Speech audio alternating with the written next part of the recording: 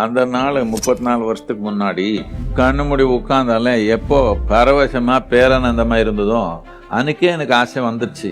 எப்படியோ உலகம் முழுக்கமா இப்படி பண்ணிடணும்னு ஆசை வந்துருச்சு. எனக்கு புதுசா ஒண்ணு ஆசை வரல. சொல்லிடுங்க எல்லாருக்கும், உலகத்துல எங்கேயே போனாலும் ஈசா வாலண்டியர்னா இது ஒரு வித்தியாசமான ஆளு, ஆன்மீக வழியில இருக்கிறவங்கன்னா இவரு வித்தியாசமானவங்க, இவர் கையில எதே கொடுத்தாலும் நல்லபடியா பண்ணுவாங்க, ஒரு தன்மை ஏற்பட்டிருக்குது. பட்டிருக்குதா இல்லையா? தமிழ்நாட்டில் சில பேருக்கு மட்டும்தான் வயிற்று வலி.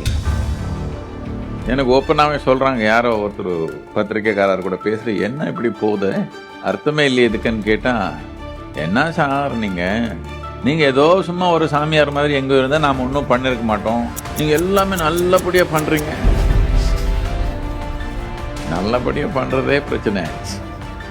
அவருக்கு வயிற்று வலி வருதுன்றது அதுக்காக நாம் செய்கிற செயல் மக்களுக்கு நன்மையாக இருக்கிறது தடுத்த முடியாது, நிறுத்தவும் முடியாது.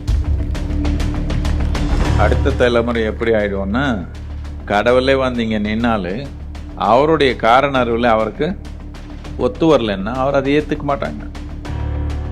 மனிதனுக்கு இப்போ இருக்கிற நிலையிலேருந்து அடுத்து ஏதோ ஒன்று உணர்வு ஆர்வம் நீங்கள் எடுக்க முடியாது, என்ன பண்ணாலும் போகாது.